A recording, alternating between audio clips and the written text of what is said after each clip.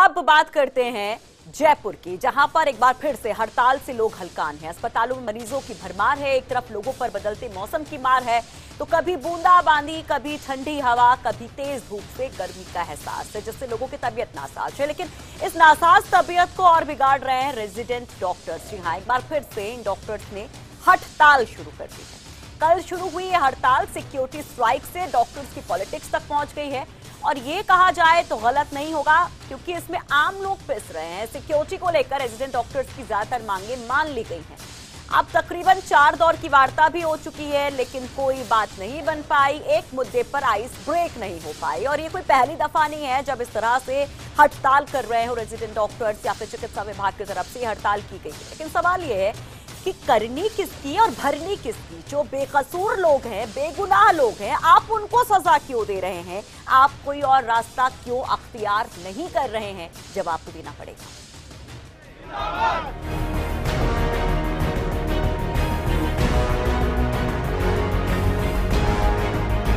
2 घंटे से इंतजार कर रहे हैं, कोई सुनवाई नहीं है।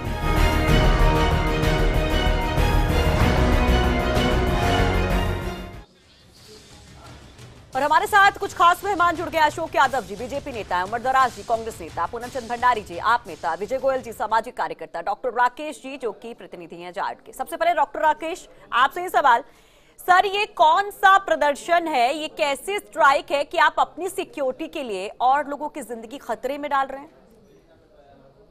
सर्वप्रथम सबको नमस्कार। मैम, कोई भी स्ट्राइक पर बिना वजह कोई नहीं जाना चाहता। हमारे एक महिला साथी डॉक्टर हैं, उनके साथ इस तरह का व्यवहार किया गया, उनके साथ मारा गई, लातें मारी गई, उनके 15-20 लोग थे। आरोपियों को सर गिरफ्तार कर लिया गया। हम समझते हैं कि सिक्योरिटी एक बड़ा इशू है, लेकिन सिक्योरिटी के लिए इस तरह से लोगों की जिंदगी तो खतरे में नहीं डालेंगे ना सर? और ये कहा जा रहा है कि आपकी तकरीबन सिक्योरिटी से रिलेटेड सारी मांगे मान ली गई हैं। जी मैम, ठीक है, ये जो कदम उसी रात को उठाने चाहिए थे, वो आज दूसरे दिन जाकर के उठाए जा रहे हैं। हमारे बहुत बार हड़तालें हो चुकी है। सबसे पहली मांग ये रहती है कि इस तरह से जो भी इंसिडेंट होते हैं उसमें मेडिकल प्रोटेक्शन एक्ट 2008 में जो बना था, उसके तहत एफआईआर दर्ज होनी चाहिए। जो आज जाकर के उन्होंने उसको ऐड करने की बात कह रहे हैं कि ऐड कर दी है, अभी तक हमारे पास उसका भी कोई प्रूफ नहीं आया है।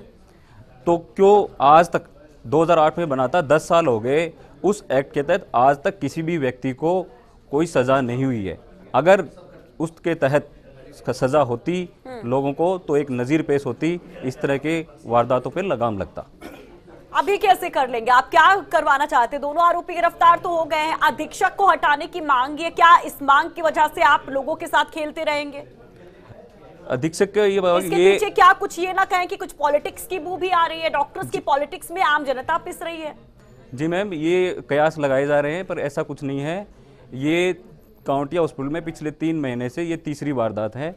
जो 2 वारदातें हुई थी, उसके बाद हमने सीसीटीवी कैमरे की मांग की थी, वहाँ पे गार्ड लगाने की मांग की थी। वहाँ आज के दिन एक भी सीसीटीवी कैमरा नहीं लगा हुआ, नहीं तो ये वारदात उसमें रिकॉर्ड होती। जो 2 गिरफ्तार हुए, उसकी बजाय 10 से 15 लोग जो जिम्मेवार थे, उन पे सब पे कार्रवाई होती। अच्छा। अभी अगर हम मुख्यतः देखें तो आपकी मांग क्या है, हमें ये समझ में नहीं आ रहा। अधीक्षक को हटाना आपकी मांग है या सिक्योरिटी? क्योंकि सिक्योरिटी को लेकर तमाम तरीके की बात कह दी गई है, आदेश दे दिए गए, गार्ड्स भेज दिए गए एसएमएस से। मैं आपको बताना चाहता हूँ, हमारी 4 मांगी थी। एक तो ये था कि सीसीटीवी कैमरे पूरे हॉस्पिटल में लगाए जाए। अच्छा। दूसरे वहाँ पर इस पे सहमति नहीं बनी? बन गई। दूसरा था कि वहाँ पर गार्ड लगाए जाएं जो कॉम्पिटेंट हो। भेज दिए गए हैं सर? बिल्कुल में वहाँ गार्ड भेज दिए गए हैं। तीसरा ये था कि मेडिकल प्रोटेक्शन एक्ट के तहत मुकदमा दर्ज हो।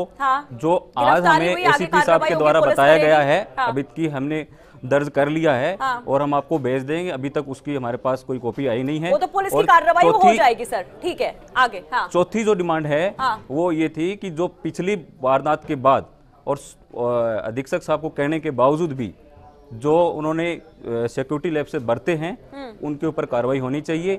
उसके बाद ही हम हमारा हड़ताल खत्म। चलिए ठीक है। और जो मेहमान है अशोक यादव जी, आप क्या कहेंगे इस पर? क्योंकि आपके समय में भी सर हड़ताल पर हड़ताल हो रही थी, लोग हलकान थे, और खास तौर पर अगर आपको नवंबर का अजमेर वाला केस याद हो, जाते जाते एक जो बहुत बड़ी हड़ताल आपके सामने रेजिडेंट डॉक्टर्स की हुई थी पूरे राज्य में, उसके बाद ये स्थितियां फिर से आ गई हैं। सिक्योरिटी को लेकर आपने भी कुछ नहीं किया था, जो आज इनकी शिकायत है? नहीं मैडम, ऐसा नहीं है कि सिक्योरिटी को लेके भाजपा सरकार ने कुछ नहीं किया गया था।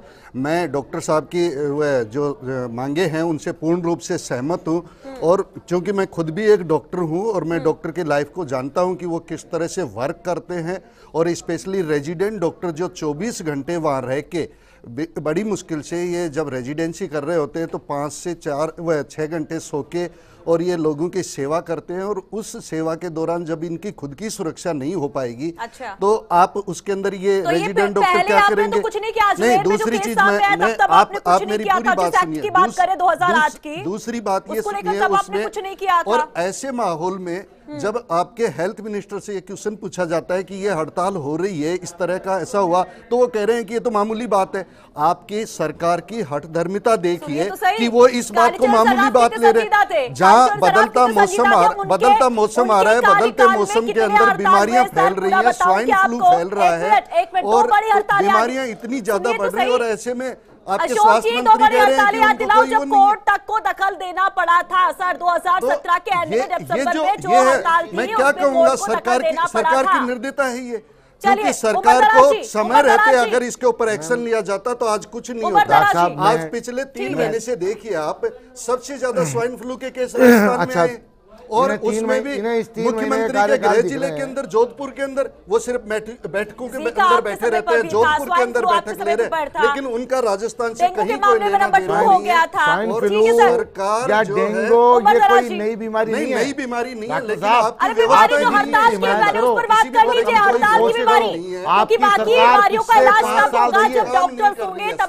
आपने क्या करा, बल्लेबाजी में बैठी हुई है उमरदराज जी। जी या कोई उमरदराज जी, बाकी बीमारियों का इलाज तो तब होगा जब डॉक्टर्स होंगे, जब डॉक्टर ही नहीं होंगे तो इलाज कौन करेगा सर? इसके अलावा कुछ सुने तो मैं बताऊं साहब, सरकार को समय रहते बदलते मौसम में एक मिनट सर रुक जाइए, ठीक है आपने कह दिया, कोई अच्छा डिसीजन इतनी लेते संजीदगी तो का शायद आज मुझे लग रहा है पिछले 5 साल बीते हुए जो विफलताएं थी सरकार की, उसको नहीं सुनना चाह रहे हैं आप। आपने भी ये कहा, सुनिए अब आप सुनने की क्षमता रखिए, सुनिए अब आप सुनिए, अब बोलने से कुछ नहीं होता, आप सुनो भी इसको, आप सुनिए।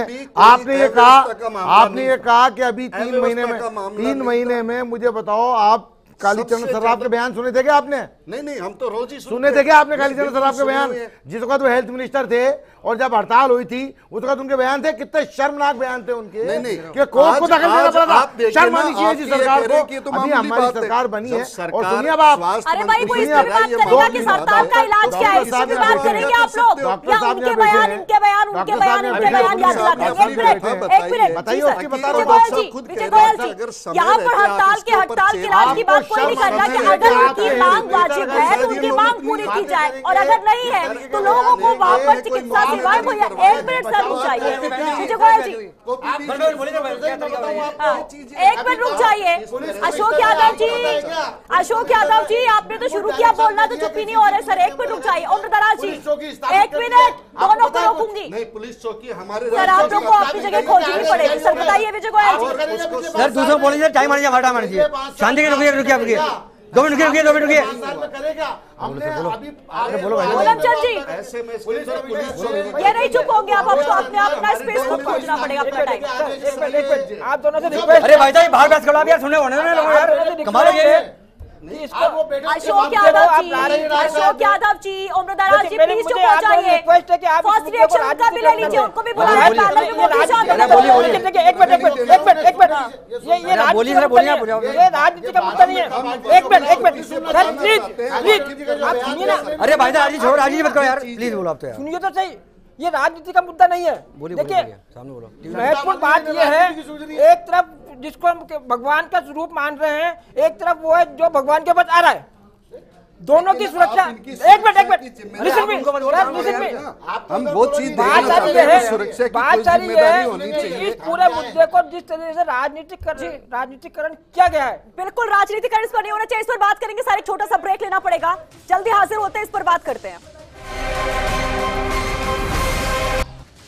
ब्रेक के बाद एक बार फिर से आप सभी का स्वागत है। ब्रेक पर जाने के पहले आपने देखा होगा कि किस तरह से बीजेपी और कांग्रेस के नेता आपस में गुत्थम गुत्थी करते हैं, झगड़ा करते हैं बयानबाजी को लेकर के। लेकिन सवाल ये कि क्या सियासत से इतर इस पर सोचना नहीं चाहिए, क्योंकि ये लोगों की जिंदगी का सवाल है। विजय गोयल जी, हमें समझना पड़ेगा इस मुद्दे को हम राजनीतिक रंग दे करके इस मुद्दे को और बिगाड़ रहे हैं। दोनों पार्टियां, एक बीजेपी एक कांग्रेस है, इसके अलावा तीसरी कोई पार्टी राजस्थान में नहीं है। इन दोनों को चाहिए कि किस तरीके से डॉक्टर की सुरक्षा सुनिश्चित की जाए और किस तरीके से मरीज की सुरक्षा सुनिश्चित की जाए, उनकी सुविधा को सुनिश्चित किया जाए। बजट की बात कर रहे हैं, चाहे फैसिलिटीज की बात कर रहे हैं, आप राइट टू हेल्थ लेके आ रहे हैं। राइट टू हेल्थ में इस तरह की स्थितियां बनेंगी तो मरीज की सुरक्षा कैसे सुनिश्चित करेंगे? नहीं होनी चाहिए थी इसमें राजनीति, तुरंत एक्शन होने चाहिए थे। पूनम चंद जी, इसमें क्या आपको लगता है कि वाकई में डॉक्टर्स की पॉलिटिक्स है जिसकी वजह से मसला इतना लंबा खिंचा रहा है? क्योंकि इसमें ऐसा कुछ दिखता नहीं, इनकी मांगों में ऐसा कुछ दिखता नहीं है। देखिए, मैं एक बात बता दूं आपको, ये घटनाएं होती क्यों हैं? आप चाहे ये प्रोटेक्शन एक्ट हो चाहे कोई भी हो, ये घटनाएं तो होंगी, बता रहा हूँ आपको। कारण क्या है, डॉक्टर भी संवेदनशील नहीं रहे, बड़ा फर्क पड़ता है। इसका कोई मरीज मर जाता है, बीमार ज़्यादा होता है तो नेचुरली गुस्सा आ भी जाता है, बिहेव भी दिखा जाता है, कई प्रकार की बातें होती है। लेकिन एक बात कहता हूँ, हड़ताल का रास्ता है क्या? सवाल ये, किसी अपराध किया है उसको सजा मिलेगी, पूरे हिंदुस्तान में हो रहा है ना, हर जगह हो रहा है ये। लेकिन किसी एक डॉक्टर भी कुछ कर दिया, आप हड़ताल करके बैठ जाते हो। सर, रास्ते बहुत हैं, आप आम अनशन पे बैठो, कोई और काम करो। लेकिन सवाल ये है, एक्स्ट्रा काम करो। विदेशों में तो ऐसी नजीर पेश की जाती है कि जब आप बड़े शर्म की बात है, काली पट्टी बांध लेते जहाँ मरीज परेशान हो रहे हैं और वहाँ हड़ताल करके बैठे जाते हैं। इतनी तनख्वाह मिलती है आपको, एक्स्ट्रा वर्क किया जाता है आक्रोश दिखाने के लिए, वहाँ पर पट्टी मुझे तो बांधी लगता है, जाती है। मुझे तो कई बार लगता है गिरफ्तारी हो ही गई है तो संतोष क्यों नहीं कर लेते आप? हम क्यों ना माने कि वाकई में इसके पीछे मंशा कुछ और है? देखिए, मैं ही कह रहा हूँ, एक्चुअली में वहाँ भी बहुत राजनीति चल रही है। मैं कह रहा हूँ संवेदनशील होना चाहिए। उसका देखो क्या होता है, हड़ताल से डॉक्टर को फायदा होता है। हर डॉक्टर घर पे मरीज देखता है, किसी प्राइवेट डॉक्टर मिला हुआ है तो उनको फायदा होता है हड़ताल से, कोई नुकसान नहीं होता। ये अगर संवेदनशील हो, दिल में दर्द हो, मरीज आ रहे हैं, सेवा करिए ना, कोई आपके हाथ में आएगा। इनके लिए मैं बता देता हूँ, कोई भी रेजिडेंट डॉक्टर प्राइवेट प्रैक्टिस नहीं करता है। हम वही, हमारे रेजिडेंट डॉक्टर पूरे टाइम हॉस्पिटल में रह के काम करते हैं। ये जो इंसिडेंट हुआ उसमें बताना चाहूँगा कि एक 80 साल की महिला थी, वो चेस्ट पेन और घबराहट की कंप्लेन लेकर के आई थी। हमारे जो चिकित्सा साथी थे उन्होंने उसको अच्छी तरह से अटेंड किया। सर, वो सब ठीक है, समझते हैं कि आपके पास बहुत चैलेंजेस होते हैं। देखिए, आप मेरी बात सुनिए, कोई मरीज पागल नहीं पीटेंगे, उनको अच्छी तरह से अटेंड किया। पेशेंट पागल नहीं पीट देंगे आकर के, उनको बिल्कुल अच्छी तरह से अटेंड किया। उनको इंजेक्शन लग गए, उनका बीपी कम आ रहा था उसके लिए लग गया। अब क्या है, वो कह रहे हैं कि आप कुछ करते क्यों नहीं? उनको बोलना था कि आपको एसएमएस जाना पड़ेगा। अभी वो पेशेंट एसएमएस के अंदर कार्डियक आईसीयू के अंदर है। अब कार्डियक पेशेंट था और उसका वहां जाना बनता था, वो उस चीज को एक्सेप्ट नहीं किया। वो क्या चाहते हैं कि डॉक्टर की बंदर दौड़ देखना चाहते हैं, इधर भागा इधर भागा इधर भागा। तो उससे क्या मतलब? सब गलत कह रहे हो। जो चीज है आपको मरीज तो जानता है, मैं तो इतनी बात नहीं है। हमने बहुत बार देखा है डॉक्टर, मैं पूरे संवेदनहीन हो, बिल्कुल बात है। एक मेरी बात, मैं एक अगर आप प्यार से बात करते समझाओ, सब समझ जाते हैं। बिल्कुल, लेकिन मानवीय संवेदना पर ये बयान बहुत ज्यादा चुभ रहा है। एक बात, मेरी बात सुनिए, मेरी बात सुनिए, आप एक मेरी बात से सहमत दिखेंगे? आप मेरी बात से सहमत दिखेंगे? बहुत सारे चैलेंजेस होते हैं, दिन रात लगे रहते हैं। पेशेंट कभी ऐसा नहीं करेंगे, बताता हूँ, कभी नहीं करेंगे। वो डॉक्टर बहुत समझते हैं, आपकी रिस्पेक्ट करते हैं, आपके हाथ जोड़ते हैं और आपके हाथ उठाएंगे। आप एक मेरी बात सुनिए, जो मरीज के साथ जो क्लोज रिलेटिव आता है वो कभी भी ऐसी वारदात नहीं करता। तो जो उसके साथ पड़ोसी आते हैं, दूर के रिश्तेदार आते हैं, वो एक अलग तरह का माहौल बनाते हैं। भावनाओं का ख्याल आएगा, वो लाजमी है, शायद वही आपको समझना होगा। 15 लोग आए थे, 15 लोग आए थे, 15 लोग आए थे। और एक बात वहाँ देखिए, वहाँ पे इतने जने की जहाँ पर इलाज चल रहा है, मरीज का इलाज चल रहा है, वहाँ 15 जने अंदर घुसे।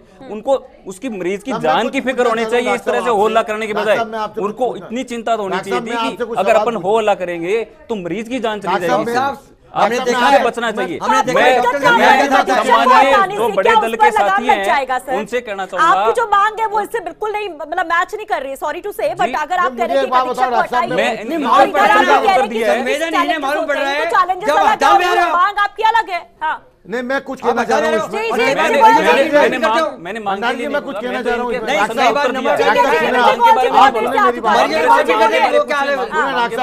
आपकी मांगे थी, आपकी मांगों की नहीं, सरकार ने क्या मना करा? कुछ मना करा? नहीं मना करा। आपने कहा मुलजिम गिरफ्तार नहीं हुआ, गिरफ्तार हो गया। आपने कहा सीसीटीवी कैमरे लगने चाहिए, उसके आदेश हो गए। आपने कहा पुलिस चौकी चाहिए, पुलिस चौकी के आदेश हो गए वहां लगने के लिए। सीसीटीवी कैमरों के आपके आदेश हो गए। हम भारतीय जनता पार्टी की उस सरकार की तरह लंबा नहीं खींचते किसी मामले को। हमने हाथों हाथ फैसला किया उसका, हमने हाथों हाथ फैसला किया।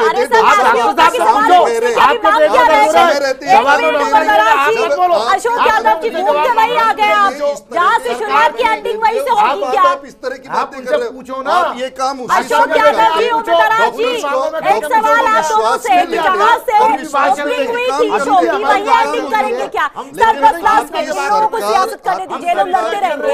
आप क्यों सियासत में फंस गए, जरा ये बता दीजिए लास्ट में। डॉक्टर राकेश, डॉक्टर्स क्यों फंस रहे हैं पॉलिटिक्स में? की सियासत चलती रहेगी। राजनीति करें, राजनीति होगा। आपसे सवाल, आपके टाइम बहुत लंबी हड़ताल हुई थी, आपके टाइम में बहुत लंबी हड़ताल हुई थी और क्या किया था आपके? डॉक्टर राकेश, हड़ताल कब खत्म होगी? मैम हमारी सारी मांगे मानते ही हम उसी वक्त, अगर रात को 12 बजे भी, रात को 12 बजे भी हमारी मांगे मानी जाती है तो 12 बजे काम पर लौट जाएंगे। जैसे मैं तो कह रहा हूँ डॉक्टर ने चर्चा में शामिल होने के लिए आप सबका, लेकिन बड़ी बात यह है कि कुछ भी आप कोई भी एक सेंसिटिव इशू उठाइए, संवेदनाओं का जिक्र कीजिए, लेकिन संवेदनाएं मानो की मर चुकी है। संवेदनाएं मानो की यहाँ पर तमाम जो सियासतदान उनकी मर चुकी है, और संवेदनाएं लगता है जैसे कि जो धरती पर भगवान का रूप लेकर आए उनकी भी खत्म हो चुकी है। क्योंकि अगर आपकी 5 मांगे और 4 मान ली गई है तो क्या आपका फर्ज नहीं बनता है इंसानियत के नाते, जो आपका काम है उसके नाते, कि आप वापस आइए काम पर और उस मांग के लिए दूसरी तरीके से लड़ाई कीजिए? और क्या वो एक मांग इतनी बड़ी हो गई है? अगर इतनी बड़ी वो मांग हो गई है तो हम क्यों ना कहें कि आप सियासत में फंस गए? इसका जवाब तो देना पड़ेगा। फिलहाल के लिए आज इतना।